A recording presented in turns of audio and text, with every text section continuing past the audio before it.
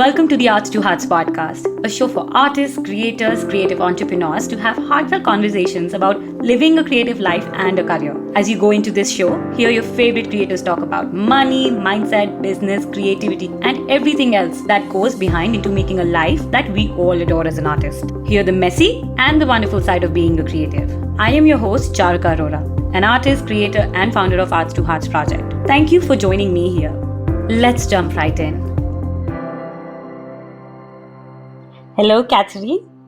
Hi, how are you? I'm good. How are you?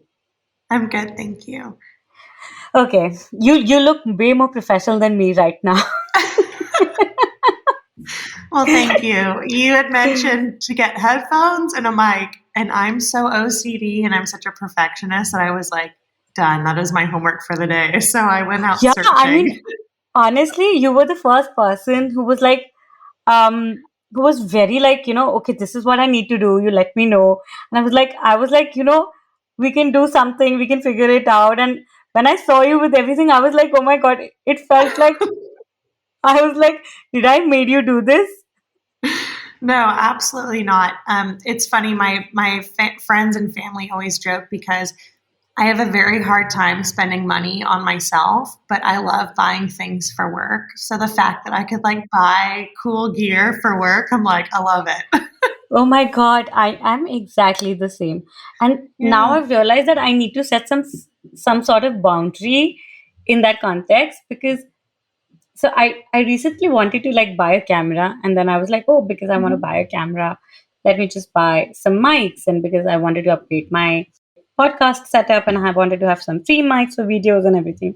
And I was like, just so I'm buying a mic, let me also buy a video mic. And I was like, now that I'm taking a video bike, let me also have a gimbal. Now I have this huge kit Oh, that yeah. is so much time consuming and so hard to use that I haven't really put that time into it.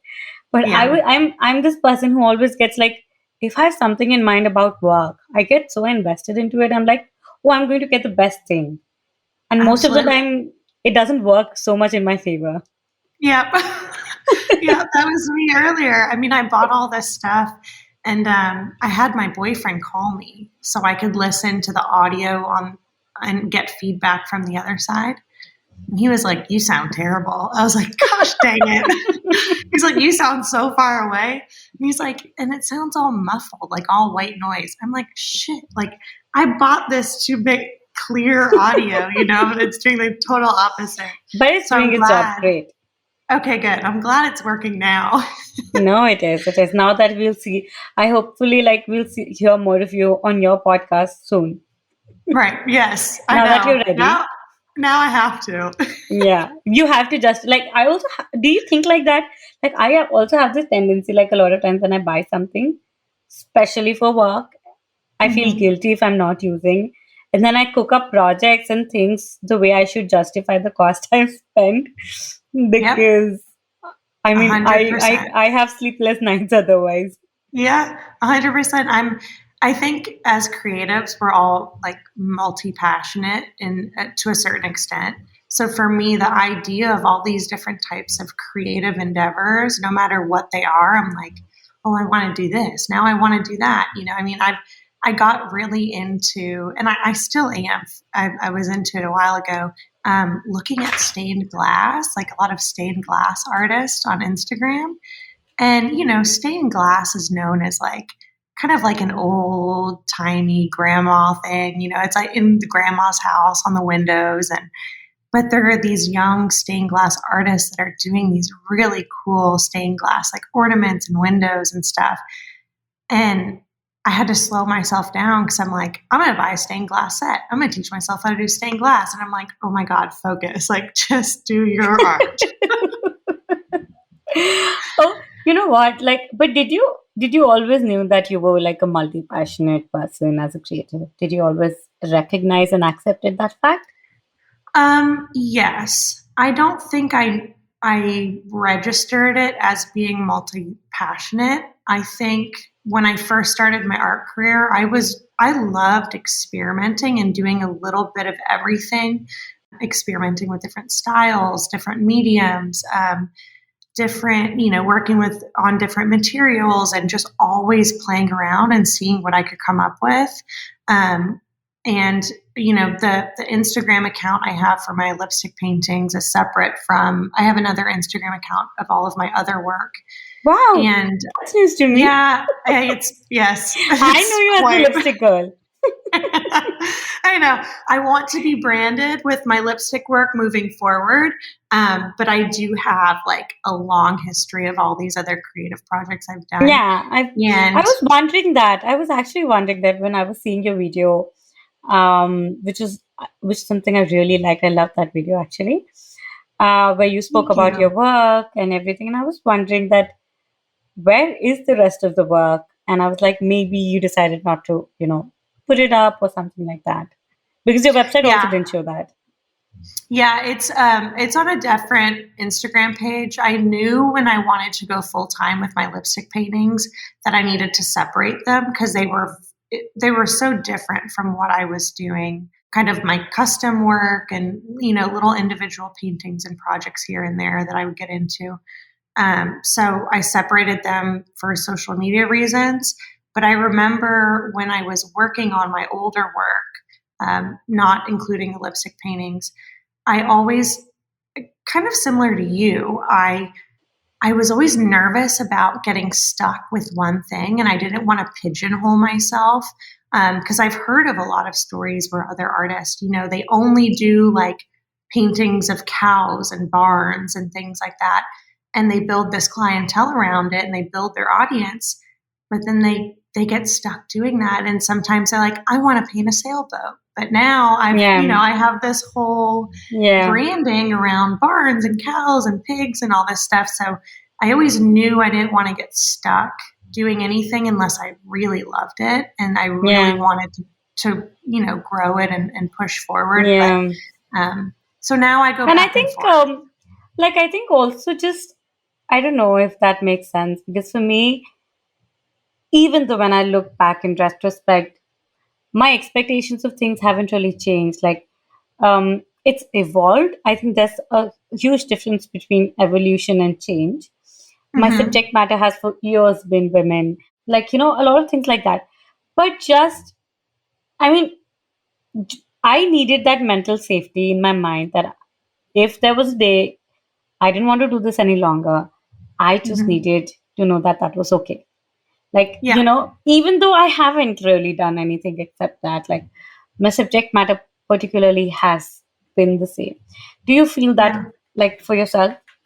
Yeah, I've thought about, especially with my lipstick work, what it would be like if one day I get tired of lipstick and I don't want to work with it anymore. And then how do I continue to change and adjust from there?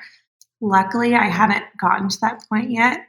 I think with lipstick, it's so new, and I almost feel like I'm an explorer and like a pioneer with this new medium, because it's constant, trial and error and experimenting and seeing what works and what doesn't work. And so it's been very exciting and stimulating. And I haven't gotten bored yet, which is great. But I think I'm trying to get myself to a place where I'm an artist, but it's not all that I am. And at some point, if I want to end my art career, I'm allowed to do so and go do something else. Do you think about that? I do. I more so think about it in a sense of, for example, if something were to ever happen to me physically and I couldn't paint anymore, I couldn't draw, I have to be okay with who I am as a person without having the ability to come to the studio, paint every day, and continue this lifestyle. Because I know it could happen to anybody. And so I think I don't think about it a lot, but it's always in the back of my mind. Yeah, I love your honesty about this, because I think this is something I think I have asked this question to myself so many times. And I think that's when I got my answer. And thankfully, I just felt like I think I gave myself an answer that I wasn't even prepared for, but was something that really triggered, meant to true to me. Like I Mm-hmm. kept on, and even today I keep on asking myself, like, um, is it okay? Like, if one day I feel I don't want to make anything, will I be okay? And I kept on getting this answer to myself that I can see myself if there is a day where I'm not able to make something, create something in the sense of a painting or like, stuff like that. But Mm-hmm. I couldn't see myself. And I've always imagined, like, just the way you said, like, I've always thought of this idea so many times that what if something happens to me? And I'm like, I figured that I am such an impulsive creator more than an artist. Like, for me, like even with arts to hearts or with my own practice, or even if I'm sitting, even if I'm like laying a plate, or if I'm doing a house, or if I'm like I felt like I associated my identity more as a creator than just as an artist. And Mm-hmm. just knowing that I will be okay if I don't paint, because if something happens. But I know that as long as I have my mind, that is going to be my like also like telling myself stories. Do you tell yourself stories in your head? Oh yeah, all the time. All the time.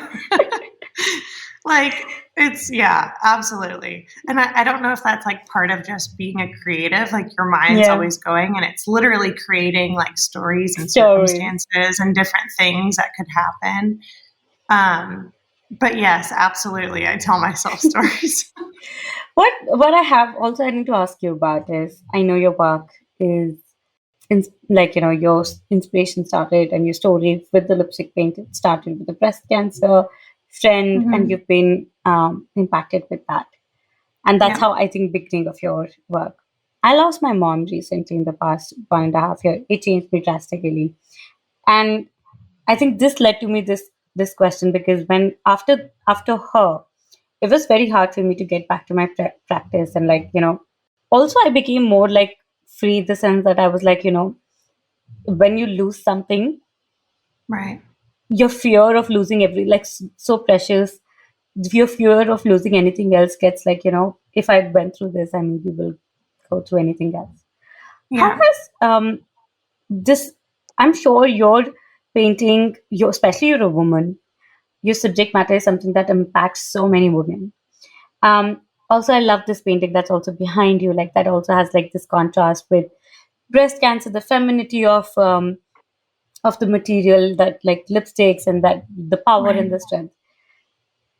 Does working with this subject, how does that impact you as an artist, as a person, as a woman? Like, Oh gosh.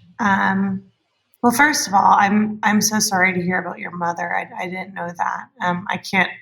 I can't imagine what thank it's been you. like for you since then. I we lost a good friend of ours back in October, and I know it's hard to get yourself back into the swing of things, especially work, and creative work, Yeah, because it's almost like you're just numb and there's no.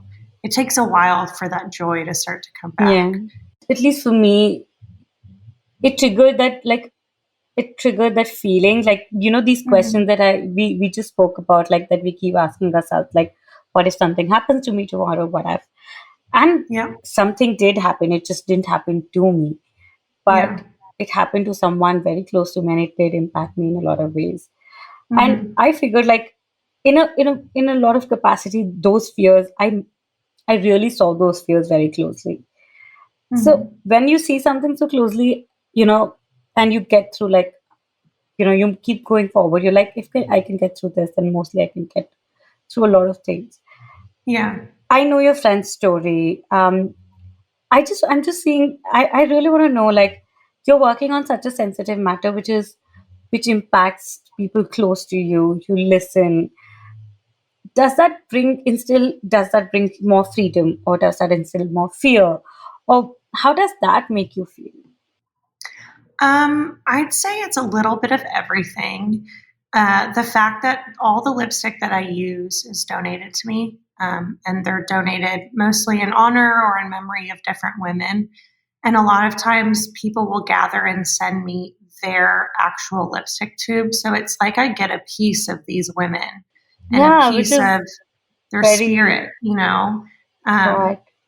and like you said, like you come up with stories. Every time I get a package and I look at all these lipsticks, especially the ones that are used, you can open them up and see the imprint of where they had would Yeah. put them on and the shape of their lip. And I would think like, was this a lipstick that a woman wore to her daughter's wedding or her son's graduation, or did she wear it on like a night out with friends? Like I always think about where these lipsticks came from and the lives that they lived before I ever had the privilege of getting them. Um, Painting with them is such a privilege. It is probably one of the greatest honors of my life that people have entrusted these tubes with me. And I think more than anything, it's become a huge source of motivation and inspiration, because there are days where, painting for hours and hours at a time can be exhausting day after day. So a lot of the times I Absolutely. don't, yeah, it's draining. And a lot of the times when I don't want to come to the studio, I think about those women and I'm like, I have the privilege of driving to my studio. I have a healthy body. I have a sound mind. I get to come and do what I love for a living, and I get to build something that honors a Yeah. community of women that are so deserving. And like you said, if one day I'm not here, I want my work and my message and the way that I was able to hopefully serve this community to be what people remember me by. I want that to be the focus over anything else. So it's been incredibly special, and there's all sorts of emotions that I get. I have a lot of women that come into my studio for events. They learn about the work and they see the paintings, and there's been lots of tears shed in my studio, and, Absolutely, I'm sure.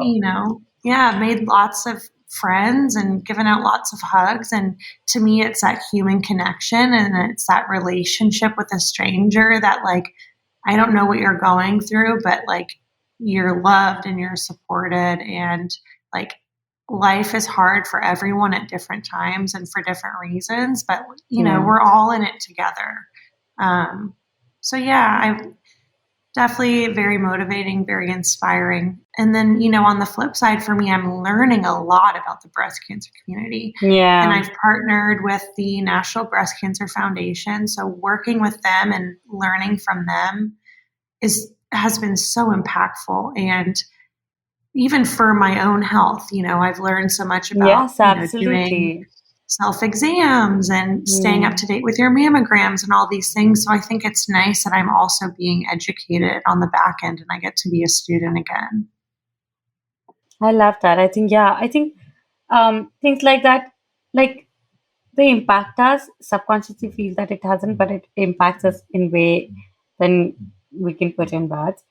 Tell me Mhm. something. How did you come up? What brought you to breast cancer as a subject matter? Was it like a personal experience, or like how did it all began? I know your friend's story, but was it after that, with that? Tell us more about that. Yeah. So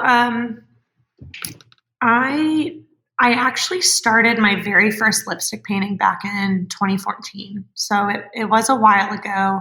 I had to take a break after my first one and work on doing custom work and, financial reasons, building my career, all that stuff. So there was a big break there.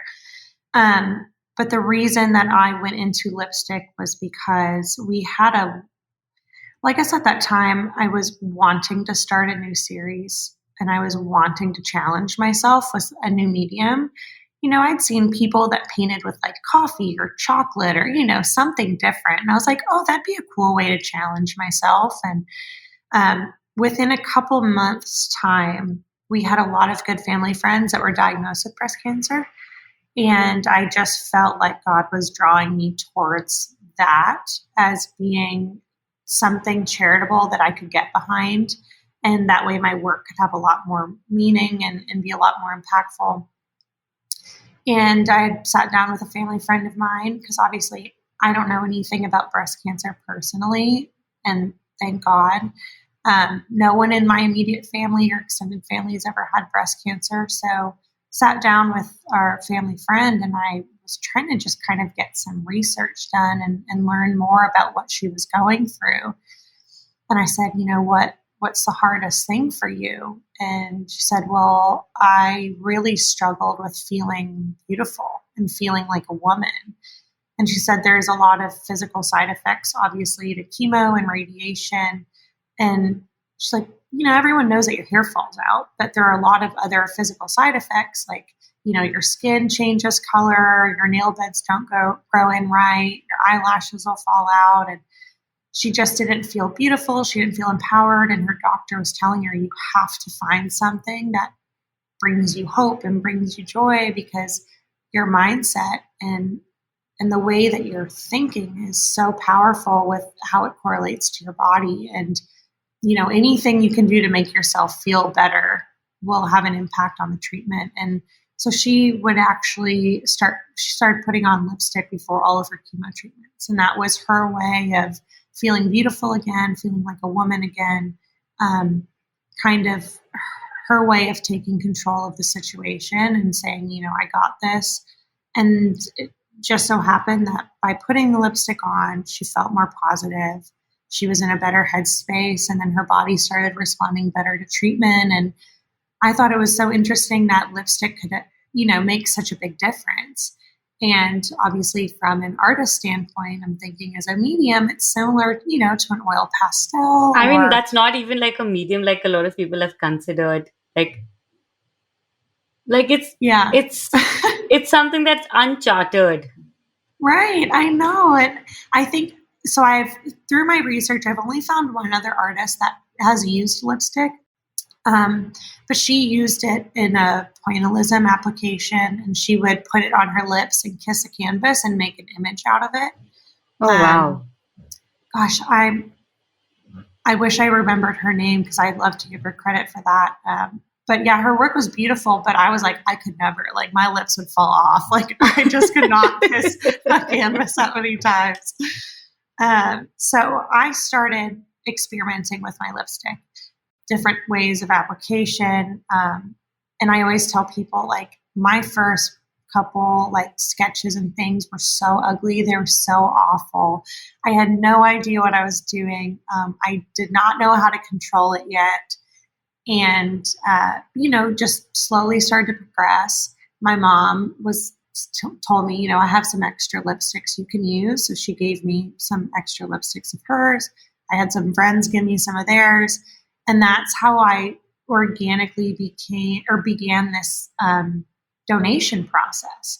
And that, in my opinion, has been my favorite part of the entire series. And I've had a lot of people come up to me and say, you need to get sponsored by a makeup brand. You need to get sponsored by a big company, and that can give you all this exposure and give you all the lipstick. And I'm like, yeah, but then like that would be awesome. But at the same time, then you lose that personal touch. Like I want to paint with lipsticks from actual women. But a brand, what? But that's actually a great idea. I mean, imagine the lipstick that you can collect. Why your brand? I mean, you could still have the same message, but you just have a bigger agent to collect something like that for you. Right. Yeah, that's a good point. I'd love to collaborate with a big brand and do something for them specifically, a custom painting and, out of their lipsticks for their headquarters or whatever the case is. But I just love getting packages and I mean the notes and the letters. So like people randomly send you? Mm-hmm. So really? they'll gather lipsticks and send them to me. I get a lot of letters from them. Some of them are just from people who love what I'm doing, and they love the idea of recycling and they don't want to throw their lipsticks away. Other people, have gone through breast cancer themselves and they want to donate their lipstick. I had one gentleman who was finally going through his wife's belongings, and his wife had passed from breast cancer. I remember seeing that letter in your video. Yeah, and that one to me was so special. I actually knew her son from high school. I never had the pleasure of meeting her, but I knew her son. And, he was a wonderful kid. And so it only speaks volumes to the mother that I'm sure she was. I think the moment I saw your video, and also personally seeing, relating to the situation because of my mom, one thing that came to my mind was like, it's not only something that you've been making as an artist, it's also such a great way, like for someone like me. I mean, I felt like via that, I have held on to things of her that I don't want to let go, that I know maybe at some point will, are perishable and may not sustain, or like, things like that. Sometimes like clothes worn out, and like not everything lasts. Like, I think that is why also my own work personally started becoming a lot about heirlooms. And like, I come from a culture of India where, and I think not only India, but in a lot of places where, you know, pieces of heirlooms like, jewelry that sort of survives for generations, like people hold on to that, like something like what I'm wearing right now. This is a memory um, for me of her. And It's I beautiful. thank you. And when I saw your, you know, work, and especially when I saw your video, I was like, I mean, I would love to not only her lipstick, if someone would tell me like, if there's a way I can, store this in a long lasting, like I know that who she is, it's converted into another, like, a painting or something. Yeah, And that is like a memory of her that I can hold on to forever. Like, I right. think that's a beautiful gift. Like, not only beautiful, I think it's a priceless gift. Thank you. Yeah, I mean, I have so many ideas of different ways I want to take this. And like you said, offering custom pieces for people that are more of a remembrance painting. I'm still trying to kind of figure out the logistics of that because my lipstick paintings, they all have to go through a very extensive drying process. Oh, It's one of wow. the Really? reasons why, yeah. I really needed to ask you, Yeah. how do you protect it? How do you seal it? How do you make, like, how do you even get these effects? Like, you don't have like a, like, you don't, how do you, like, because you're painting, the moment when we started our conversation, I figured you're a perfectionist, and I was looking at that Yeah. painting on the back, and I was like, hell, you are. Like, yes, you are. Because I Oh, mean, that's I so can't believe, like, when I'm looking at this, it looks like a pencil render. Like, there are these pencil renders that look very hmm. real. Like, it Yeah. looks like that to me. And to, Thank you. like, for anyone to believe it's come out of a lipstick, it's just Yeah. too good. Thank you so much. I have to be very transparent. Like I said before, they didn't look like this when I started. It's been a massive learning curve. It's been exciting, but it's been a lot of work. And I would say the one thing, well, two things. It's a very extensive drying process that I'll get into further. But lipstick is super delicate, and the thing that I have learned with it, patience, which Oh, absolutely. I am I'm teaching myself to get better at, and I almost like the challenge because I think I've noticed over the last couple of years I like to lean into really hard things because I feel like it shapes me as a person way faster than comfort. Oh my And God, I'm relating to you on so many levels. we got this. We're right here. Yeah. Um, but lipstick is so delicate. So I have to be very patient with the way that I apply it. And it has to be very light touches, almost to the point where it's just like tap, tap, tap, tap, tap, like barely, the bristles of my paintbrushes are barely blending it. Because if you push too hard, it'll just scrape away what you have already laid Oh, down. wow. So yeah, I mean, I've learned a variety of techniques, tricks, different processes and things like that. Processes of laying the lipstick down, as well as processes of lifting it back up and getting some highlights coming through. Um, the drying is that to me from the very beginning was kind of the number one issue that I needed to figure out. Because obviously for me, I want to sell these paintings. That's the Absolutely. whole point, you know? Yeah. And I need to be able to dry them to the best of my ability and preserve them to the best of my ability for my collectors. And, you know, I went through probably a 2 or 3 year research period just trying to find a varnish that worked. I finally found Wow. one through the help of it was actually a man that worked out of Washington that did art restoration. And he kind of gave me advice just based on the chemistry of lipstick because I was really Oh, wow. Yeah, struggling that includes a lot of that. Yes, absolutely. because I was really struggling with a lot of the store-bought stuff. It would just lay on top because lipstick has a lot of wax in it. It wouldn't set; it would just get sticky. So obviously, I couldn't use that. But yeah, I finally found something that worked. I have a lot of people ask me, like, what is it? And I'm like, I can't tell you. That's like my secret sauce. Like, that's all I got to hold on to. I'm like, listen, if you do your research, you could probably figure it out. But I'm like, I ran that race for too long. I can't just give it out. That's honest, and I think that makes sense. Yeah. Absolutely. Yeah. And I mean, then, you got to do some effort if you really want to figure it out. right. And, you know, and then obviously the issue of framing. So But with my drying process, I can only get them about 85% dry. So then I actually have to wow, frame them. Yeah. So I work with a framer here in Houston. They're called Unique Arts of Houston, a wonderful company. And we worked together and basically built out a custom framing process where it's like a couple of different frame parts put together and it pinches museum glass in between it, and but it's still breathable on the back end.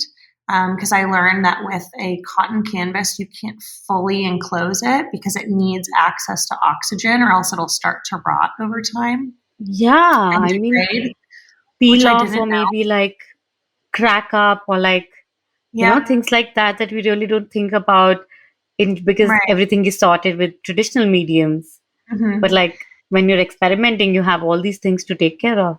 Yeah, and all these unknowns. And I always knew I wanted it to be behind glass. I use museum glass because it is anti-reflectant, and it was very important for me to allow my viewers to get as close to the painting as they want and not be distracted by their reflection. So yeah, the framing process took probably another year and a half. Obviously, a lot of financial investment, but we finally got a framing process figured out. And because of the glass, it's UV protectant, so the paintings are protected by dust, debris, sunlight, all that kind of stuff. Yeah, because Um, it'll again, if it's half dry, it's still like wet, then it's still going to attract all of those things. yeah. So they're once I get them framed, they're fully protected, obviously to the best of my ability. You know, you could always break it when you're trying to hang it up in your house. You know, I can only do so much, and then my hands are I clean. love this. Like, I asked this, one of my favorite artists who was also on the podcast. I've also been asked this question a couple of times hmm because I use embellishments on my paintings, which are basically hmm embroidery materials that embellishments on surface embroideries in like textiles. hmm And someone asked me, like, what do you do if something falls off and, you sell a painting or something and something falls off.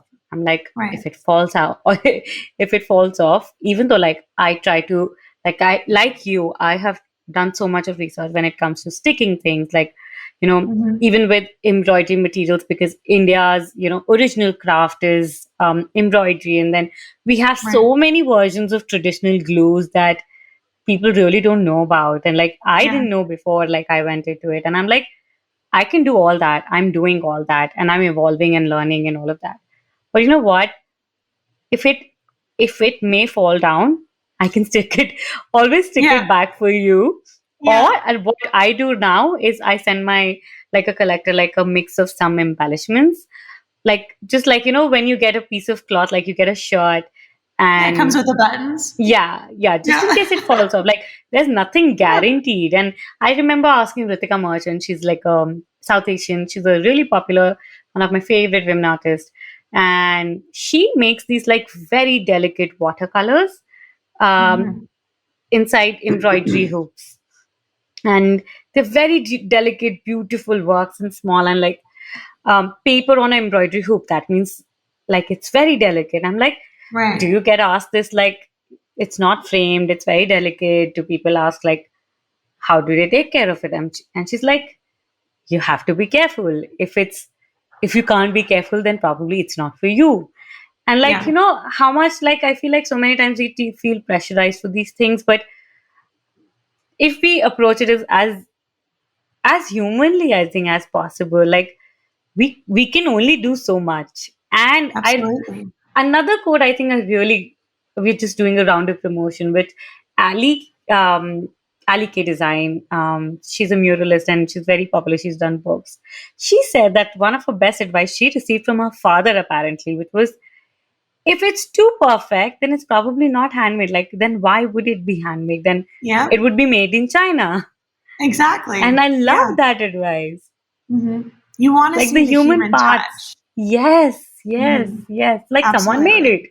Like there Yeah. will be errors. And even though when I cannot see it in the larger scale of things, maybe we will see those things because that's why a human made it. And Right. it's one of a kind. It's not mass produced. It is not Yeah. mass made. I completely agree. And I have a, I guess, not a controversial stance on preservation, but I have a counterculture stance on it. I'm going to preserve my paintings to the very best of my ability. I will spend years researching. I will put all of my money towards investing to the best materials, best framing, best glass, whatever I can do. But is it? But that's the thing. And I have, especially with lipstick, I have a lot of people that are like, is it going to last? And I have a hard time with that question because I want it to last for my collectors, but I don't want my paintings to last for hundreds and hundreds of years. I don't want that. I think there's so much value in having a shelf life and having a time frame where a collector that buys an original painting of mine from me, they get to experience the painting as it's meant to be experienced. That's what they paid for. That experience will change over time for everyone that sees it. And that's any art, right? Like art restorations have been around forever because art ages and time touches everything. But I think the thing with me, I love especially with that these sentence. yeah, with these lipstick paintings, I'm like, listen, these paintings represent women who lived a wonderful life, and a lot of them are not here anymore. So I don't care if the paintings Yeah, change over time. They are yeah. living a life of their own, and Oh, they are yeah, aging just like we're aging. Like I think yeah, there's so much beauty in that, and our culture nowadays is like anti-aging everything. Like yeah, it's got to be yeah, perfect and it's got to stay yeah. perfect. And I'm like, no, the reason why flowers are so beautiful is because you get to experiencing them while they're blooming and you know they're going to wilt. But you keep buying them because it's the beauty of experiencing it in that moment. And that to me is priceless.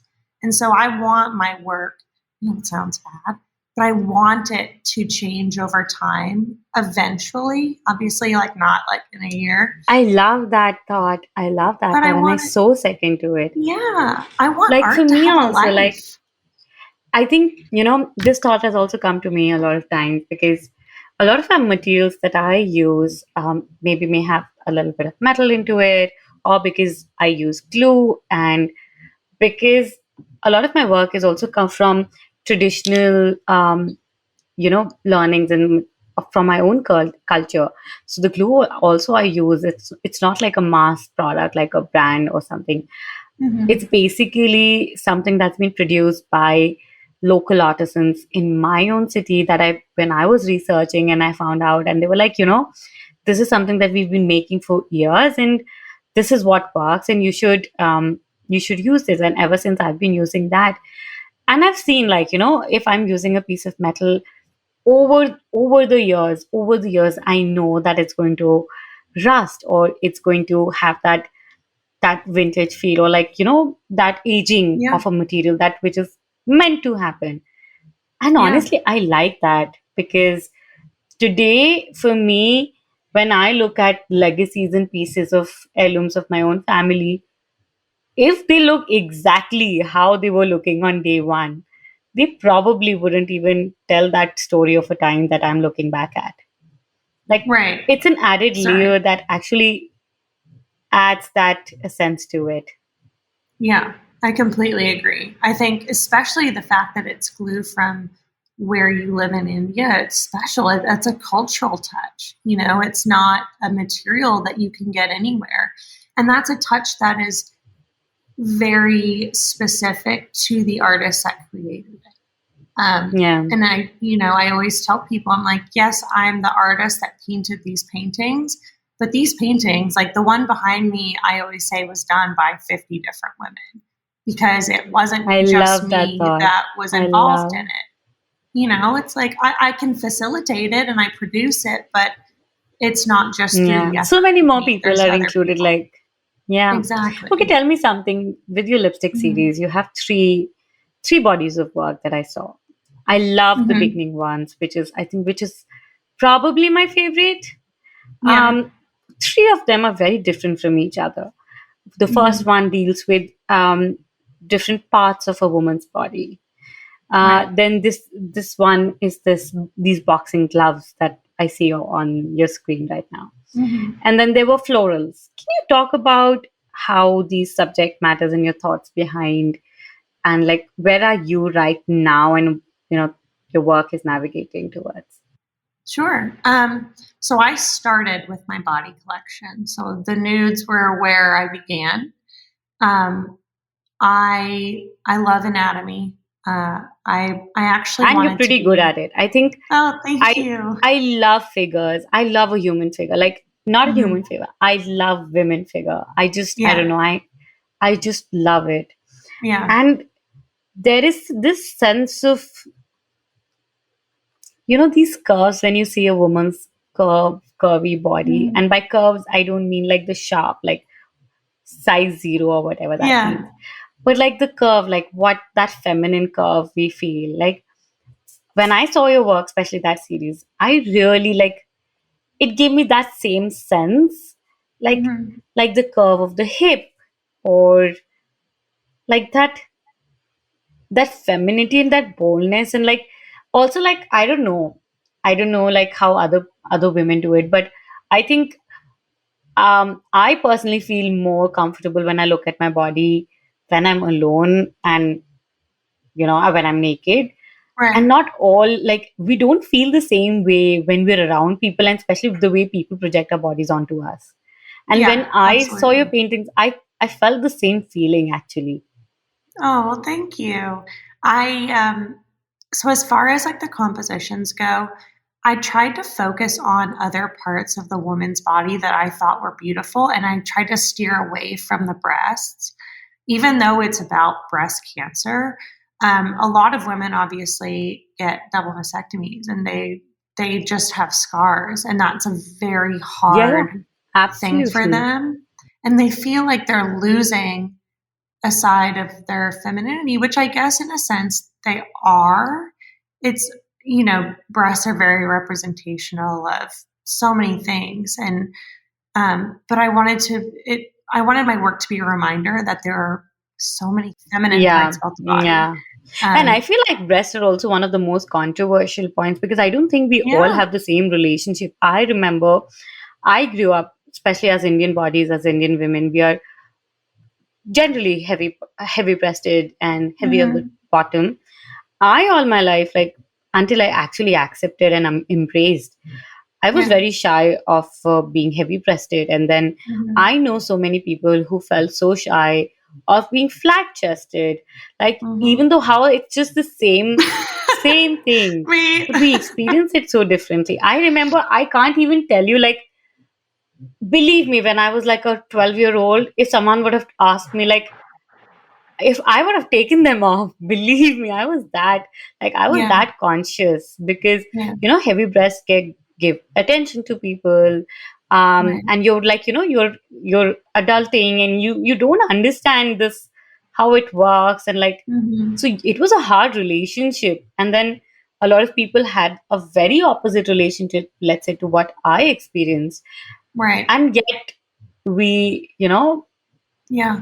I think you're right. There's a lot of people who have either a love or a hate relationship with their breast. And it's hard because it's whether you love or you hate them. I think women don't realize the feeling they go through if they're not there.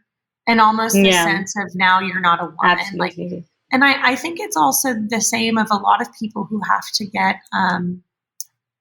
hysterectomies, right? Like they feel like they've lost a part of their womanhood. And I wanted my I know, paintings, yeah.